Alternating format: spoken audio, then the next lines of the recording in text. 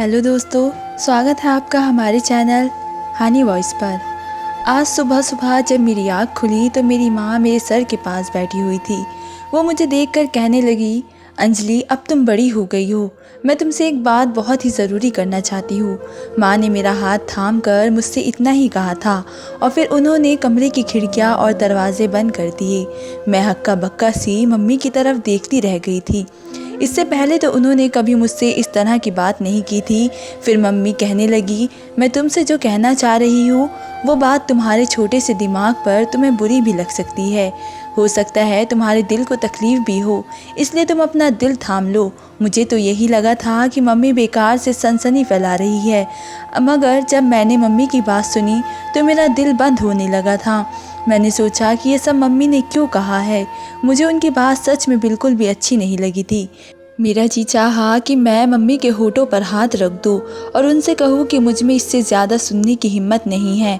Mummy बोली, अंजलि अब तुम जवानी की दहलीज पर कदम रख चुकी हो, जितना मुमकिन हो अपने बाप की नज़रों से दूर ही रहा करो।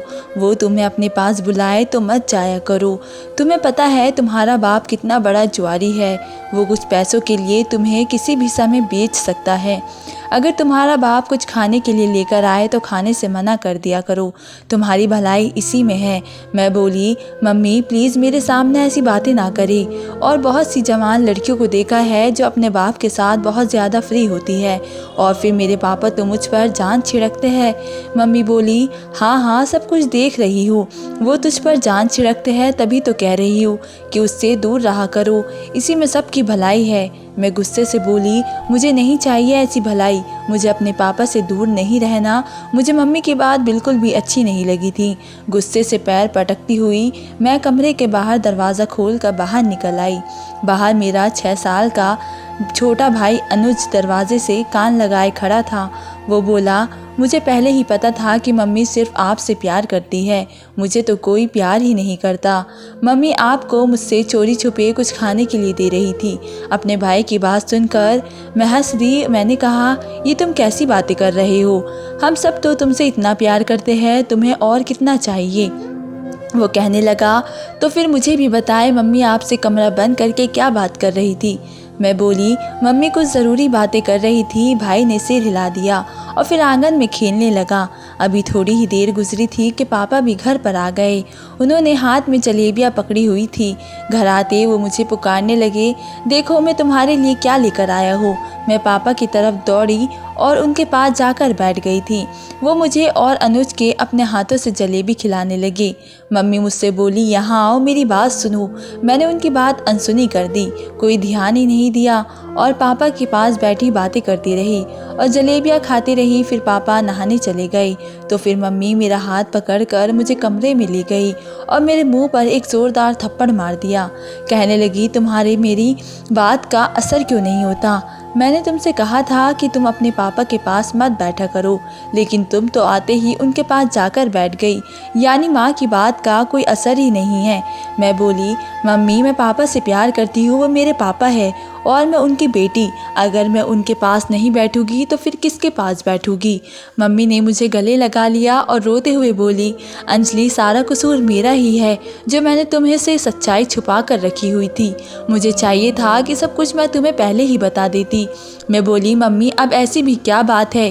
तभी पापा की आवाज़ आई और पापा बुलाने लगे, अंजलि और अनुज कहाँ हो तुम दोनों। मैंने मम्मी की तरफ देखा तो मम्मी कहने लगी, हर पति अपनी पत्नी को आवाज़ देता है, फिर तुम्हारे पापा सिर्फ और तुम्हें और अनुज को ही क्यों पुकारते हैं। मैंने कंधे उचका दिए। तब मम्मी कहने लगी, अभी तुम ना समझो, नादान हो, तुम्हें यही लगता है कि सब लोग तुम्हारी तरह हैं, मगर ऐसा नहीं है। अभी मम्मी कुछ और कहती कि तभी पापा कमरे में दाखिल हो गए और बोले, क्या बात है, तुम दोनों माँ बेटी क्या परेशान बैठी हो, आखिर सब ठीक तो है ना। मम्मी घबरा गई और बोली, बस अंजलि के सर में दर्द था इसलिए वो कमरे में बैठी थी। पापा बोले, अंजलि बेटा सब ठीक तो है, चलो मैं तो डॉक्टर के पास लेकर जाता हूँ। तो पापा बहुत ही परेशान होकर मेरी तरफ बढ़े थे और मेरा हाथ पकड़ लिया। मम्मी ने जल्दी से मेरा हाथ पकड़ा और मुझे अपने साथ कमरे से बाहर ले गई और बोली, नहीं नहीं बस ये ठीक हो जाएगी। मैं मम्मी के व्यवहार पर हैरान रही थी। मम्मी ने आज से पहले तो कभी ऐसा कुछ नहीं कहा था। खाना लगा तो सब मिलकर खाना खाने लगे। मम्मी बर्तन उठाने लगी तो फिर पापा ने इशारे से मुझे अपने पास बुलाया था। उन्होंने मेरे सर पर हाथ रखा और कहने लगे, अब कैसी तबीयत है, सर में दर्द तो नहीं हो रहा? तो मैंने ना में सर हिला दिया। पापा कहने लगे, अंजलि अपनी माँ की बातों की वजह से परेशान मत होना, वो ज़रा उल्टे दिमाग की है, कभी भी कुछ भी बोल देती है। मैंने सर हिला दिया और पापा के पास से उठ गई थी। मुझे मम्मी का डर था कि अगर उन्होंने मुझे फिर से पापा के साथ देख लिया तो फिर से गुस्सा करेगी। मगर ये बात भी सच थी कि मेरे पापा जुआरी थे, लेकिन वो अपना घर अच्छे से चला रहे थे। ऑफिस भी रोज़ाना जाया करते थे। जब रात हुई तो मम्मी और पापा के कमरे से लड़ाई की आवाज़ आने लगी थी। अनुज सहम गया था। वो बोला, दीदी ये क्या हो रहा है? मुझे बहुत ही डर लग रहा है। मैंने उसे दिलासा दिया और बोली, कुछ नहीं, सब ठीक हो जाएगा। मम्मी और पापा के कमरे से लड़ने की आवाज़ आना कोई नई बात नहीं थी। हैरत की बात तो ये थी कि आज उन दोनों की लड़ाई में बार बार मेरा नाम आ रहा था और मैं अपना नाम सुनकर घबरा गई थी। सारी रात आंखों में ही कटी थी। सुबह पापा नाश्ते के बगैर ही घर से बाहर निकल गए थे। मैं मम्मी के पास बैठ गई और बोली, मम्मी रात भर आप और पापा क्यों लड़ रहे थे? तब मम्मी ने फूट फूट कर रोने लगी थी। मुझे उनके रोने से बहुत ही दुख हो रहा था। वो कहने लगी, अंजलि मैं आज तुम्हें ऐसा सच बताने वाली हूँ जिसे सुनकर शायद तुम कभी मुझे माफ़ ना कर सको, मगर तुम मेरी बात सुन लो। मैंने ये सब जानबूझकर नहीं किया था। उस समय तुम्हारी माँ बहुत ही मजबूर थी ज़माने के हाथों से, और मेरे पास दुनिया में कोई और सहारा नहीं था, इसलिए मुझे ये सब करना पड़ा। मैं मम्मी की बात सुनकर बहुत ज़्यादा डर गई थी। पता नहीं मम्मी क्या कहने वाली थी। फिर मैं मम्मी से बोली, मुझे बताइए आखिर बात क्या है? मम्मी कहने लगी, अंजलि तुम 2 साल की थी जब तुम्हारे पापा का एक्सीडेंट हो गया था। मैं तुम्हारे पापा से बहुत ही प्यार करती थी। मैंने जब से ये सारी खबर सुनी तो रोने पीटने लगी थी, मगर जब मेरी सास ने आकर मुझे कोसना शुरू कर दिया, वो बोली कि तुम मनहूस हो, तुम्हारे कदम मनहूस है, तुम्हारी वजह से ही मेरे बेटे के साथ ये हादसा हुआ है। मेरी एक बात कान खोल कर सुन लो, अगर मेरे बेटे को कुछ हो गया तो मैं तुम्हें ज़िंदा नहीं छोड़ूंगी। वो कहने लगी, ये था मेरा पहला पति और तुम्हारे सगे पापा। इस तस्वीर में मेरी मम्मी दुल्हन बनी बैठी थी और बहुत ही खुश लग रही थी। साथ बैठा इंसान भी बहुत ही खूबसूरत था, कोई इंसान जो मेरा पापा था, मगर मुझे तो उसके बारे में कुछ पता ही नहीं था। मैंने वो तस्वीर सीने से लगा ली थी। मम्मी बताने लगी, जब तुम्हारे पापा की लाश घर आई तो तुम्हारी दादी ने हम दोनों को घर से निकाल दिया। मैं रोती रही, आगे उनके गिड़गिड़ाती रही और बोली कि मुझे मेरे पति को आखिरी बार देखा तो दो, लेकिन मगर उस औरत ने मेरी एक ना सुनी। मैं तुम्हें अपने साथ अपनी माँ के घर ले गई, मगर मेरी माँ बहुत ही गरीब थी। मेरा भाई कोई काम नहीं करते थे। मेरे पापा तो बहुत ही पहले गुजर चुके थे। मेरे घर वालों ने हम दोनों को हाथों हाथ निकाल दिया, मगर हालात इस कदर ख़राब थे कि तुम हर समय बीमार रहने लगी थी। मुझे तुम्हारे खातिर कुछ न कुछ तो करना ही था। एक दिन मेरी मम्मी कहने लगी कि बेटी तुम दूसरी शादी कर लो, इसी में तुम्हारे और तुम्हारी बच्ची की भलाई है। उस समय मुझे मम्मी की बात बिल्कुल ठीक लगी थी। मैंने हामी भर ली और कहा, ठीक है मम्मी, आप मेरे लिए रिश्ता तलाश करें, मैं शादी करने को तैयार हूँ। मम्मी ने मेरे लिए रिश्ता ढूंढना शुरू कर दिया और फिर उन्होंने विकास का रिश्ता मेरे लिए ढूंढा। मैंने भी हाँ कर दिया। वो मुझसे शादी करने के लिए तैयार थे और मैंने उसके सामने हाथ जोड़कर बस इतनी विनती की थी कि मेरी बेटी को भी स्वीकार कर लेना। वो बोला, ठीक है, मैं तुम्हारी बेटी को अपने सीने से लगा कर रखूँगा। मैं बोली, और तुमने ऐसा कर दिया तो मैं पूरी ज़िंदगी तुम्हारी गुलाम बनकर रहूँगी, तुम जो कहोगे मैं वैसा ही करूँगी। वह खुश हो गया और उसने मेरे साथ शादी कर ली। मुझे अपने घर ले आया था। उसने मेरी बात मानी और मुझे और तुम्हें अपनी बेटी की तरह चाहने लगा। घर में खाने पीने की कोई कमी नहीं थी। मैं अब भी अपने पहले पति को याद करके आंखें भिगोती रहती थी, मगर इस बात पर भी खुश थी कि तुम सुरक्षित हाथों में हो और तुम्हें किसी चीज़ की कोई कमी नहीं है। एक दिन मेरी माँ मुझसे मिलने आई तो विकास ने बहुत हंगामा किया, आज तो तुम्हारी माँ मेरे घर आ गई है, अगर अब दोबारा मैंने उसे यहाँ देखा तो तुम्हें तलाक दे दूँगा। मैं तो विकास की बात सुनकर हक्का बक्का रह गई। मैं बोली, क्यों आप मेरी माँ के बारे में ऐसे शब्द क्यों इस्तेमाल कर रहे हैं? तब वो कहने लगा, इस मोहल्ले में मेरी इज्जत बनी हुई है। अगर लोगों को पता चल गया कि मैंने इतने गरीब घर की लड़की से शादी की है तो लोग मुझ पर तंज करेंगे। मुझे विकास के इस तरह के व्यवहार की उम्मीद नहीं थी, मगर मैंने अपने दिल पर पत्थर रख लिया और सोचा कि अगर बेटी यहाँ अच्छे से रह रही है तो मुझे अपनी माँ से नहीं मिलना चाहिए। मैंने विकास की बात मान ली और अपने घर वालों से हर तरह से रिश्ता ख़त्म कर दिया। मगर अब मुझे समझ में आया था कि विकास ने मुझसे शादी क्यों की थी और फिर उसने मुझे मेरे रिश्तेदारों से दूर क्यों कर दिया था। उसने बहुत ही लंबी प्लानिंग की थी, जबकि मैं तो यही समझी थी कि आदमी मेरे साथ वफ़ादार है। मुझे इस बात का बाद में पता चला कि तुम्हारा बाप जुआ भी खेलता है, वो तुम्हारा सगा बाप नहीं है। उसने मुझे ये सब तुमसे बताने से मना किया है। मैंने उसकी ये बात भी मान ली थी। फिर हमारे घर पर अनुज पैदा हो गया। मैं तो यही समझने लगी कि विकास तुम्हें सगे बाप की तरह चाहता है, मगर मेरी ये गलत फहमी थी। सो तेरा बाप कभी सगा नहीं बन सकता। मैं बोली, मम्मी अब क्या होगा? मम्मी कहने लगी, तुम कुछ दिन अपनी आंखें और कान खुले रखो, हर बात खुलकर तुम्हारे सामने आ जाएगी। अब कुछ भी कहकर तुम्हें और परेशान नहीं करना चाहती। तुम मेरी एक बात पल्लू से बांध लो, विकास तुम्हारा सगा बाप नहीं है, वो तुम्हारे लिए एक अजनबी इंसान है और अब तुम बड़ी हो गई हो, उससे दूर ही रहना। इतना कहकर मम्मी मेरे पास से उठ गई थी, जबकि मेरी आंखों से आंसू बह रहे थे। आज मेरा दिल बहुत ही ज़ख्मी हो गया था। सच कहूँ तो मुझे अपने सगे बाप की मौत का रत्ती भर भी अफसोस नहीं था। जिस इंसान को मैंने कभी देखा ही नहीं था, जिसका कभी जिक्र ही नहीं सुना था, उसके बारे में अचानक से सुनकर दिल में कोई फीलिंग नहीं आ रही थी। मैं तो इस इंसान के लिए रो रही थी जिसे मैंने ज़िंदगी भर अपना बाप समझा था। वो मेरे लिए भला अजनबी कैसे हो सकता था? मैं तो इसलिए रो रही थी, ऐसा लग रहा था जैसे उसकी मौत सच में हो गई हो। मेरे अंदर तक उदासी भर गई थी। मैं सारा दिन लाश की तरह कमरे में लेटी रही थी। शाम के समय पापा काम से वापस आए। वो मुझे और अनुज को पुकार रहे थे, मगर मैं उठना नहीं चाहती थी। तभी पापा मेरे कमरे में आ गए। मेरी मम्मी ने सारा दिन कमरे में झांक कर नहीं देखा था। पापा के आते ही वो वहीं पर आ गई थी। पापा कहने लगे, मेरी गुड़िया इस तरह क्यों लेटी हुई है? मम्मी कहने लगी, उसकी तबीयत ख़राब है, बस इसलिए लेट गई थी। पापा तड़प उठे, कहने लगे, चलो उठो, मैं तुम्हें डॉक्टर के पास लेकर चलता हूँ। और माँ ने कहा, नहीं ये नहीं जाएगी। पापा मम्मी को घूरने लगे। तभी मैं भी बीच में बोल पड़ी कि नहीं पापा, मुझे कहीं भी नहीं जाना। पापा मुझे देखते रह गए और फिर मम्मी पापा से कहने लगी कि मुझे अपनी माँ से मिलना है। पापा एकदम से दहाड़ पड़े थे।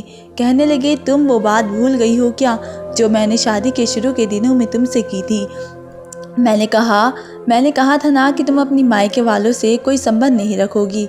मम्मी रोने लगी और बोली, विकास मुझ पर इतने जुल्म मत करो। पापा बोले, जो कुछ मर्जी कह लो, मेरी तरफ से कल भी इनकार था और आज भी इनकार है। इतना कहकर पापा बाहर चले गए, जबकि मम्मी मेरे पास आ गई और बोली, देखा तुमने अपने बाप का घमंड?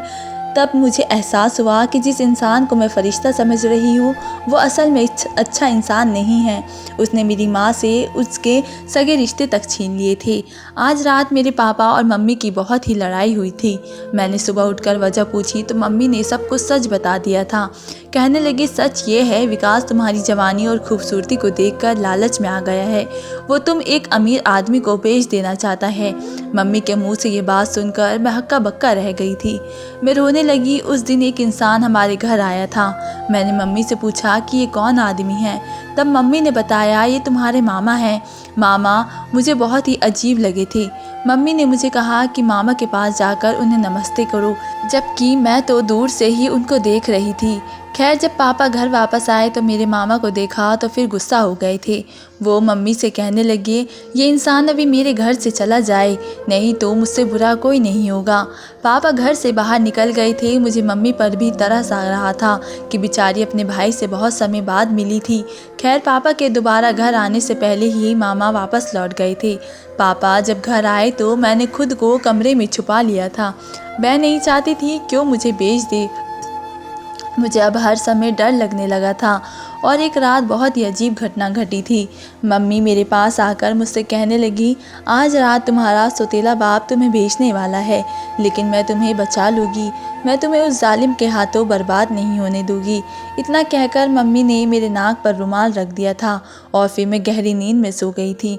जब मुझे होश आया तो मैंने खुद को एक अजीब से कमरे में पाया था। मैं उठकर बैठ गई, दिल में अजीब सी घबराहट होने लगी थी, मगर तभी मुझे अनुज नज़र आ गया था।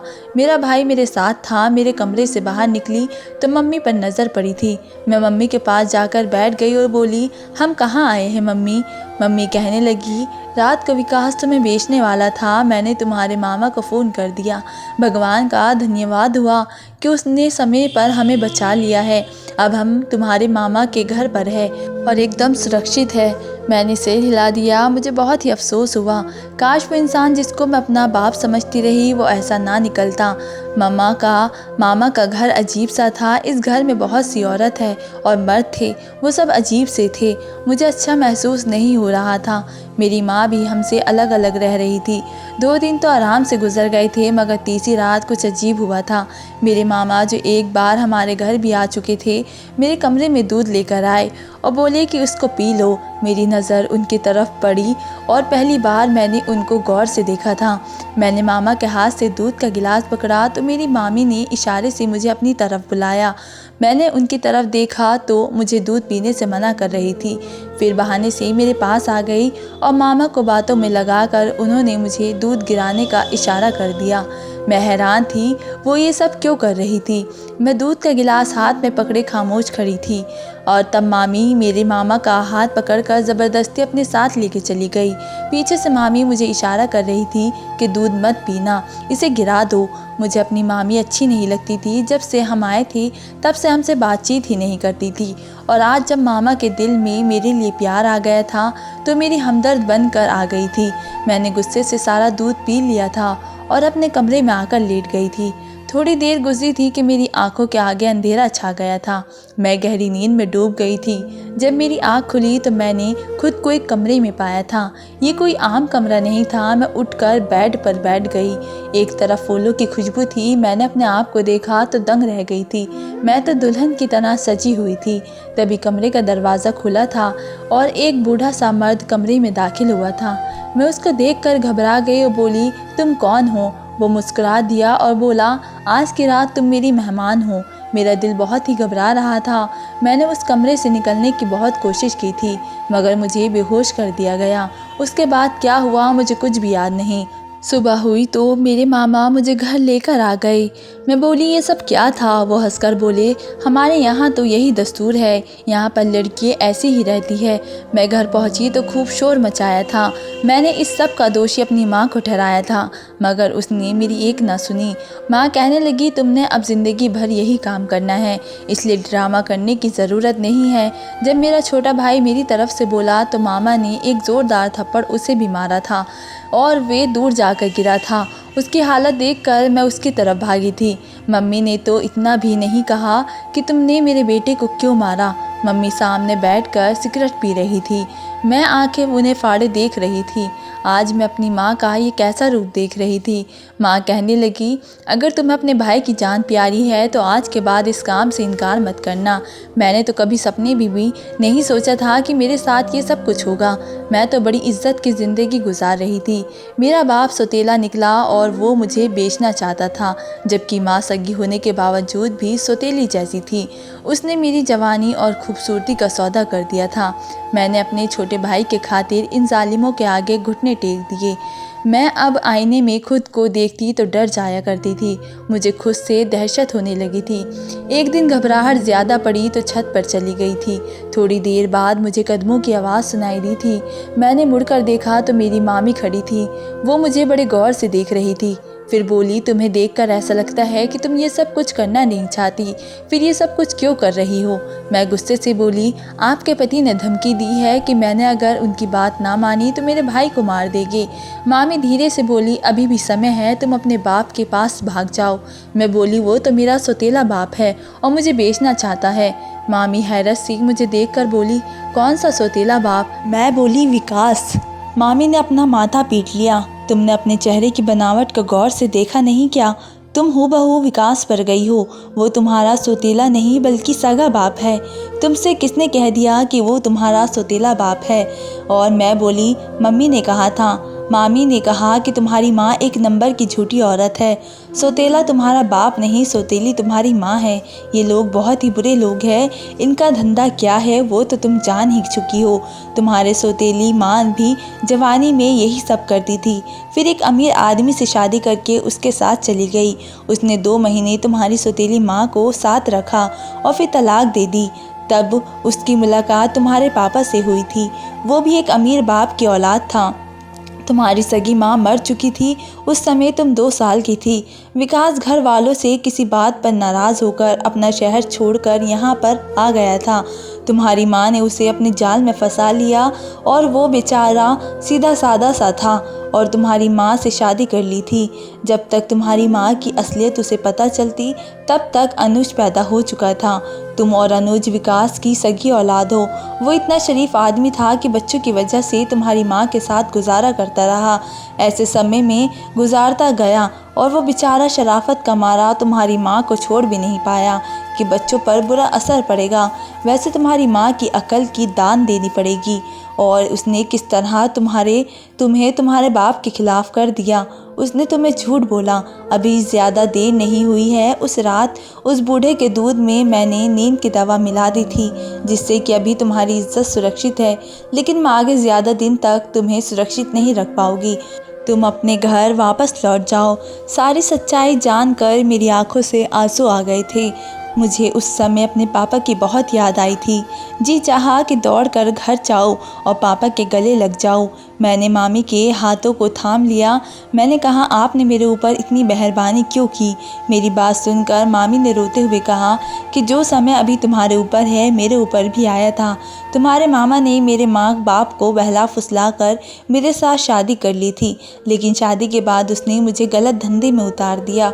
शुरू में मैं बहुत रोई, खुद को बचाने की कोशिश की लेकिन बचा नहीं पाई और मजबूरन मुझे इस पाप के दलदल में उतरना पड़ा।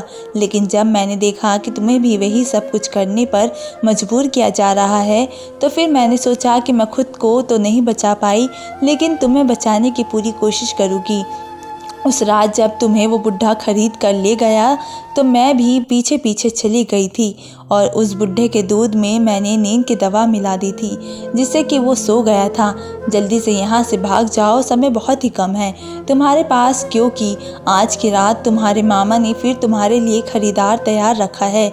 आज की रात मैं तुम्हें नहीं बचा पाऊंगी क्योंकि तुम्हारे मामा को शक हो गया है कि उस रात बुढ़े को मैंने ही सुलाया था। इतना कहकर मामी जल्दी से नीचे चली गई थी।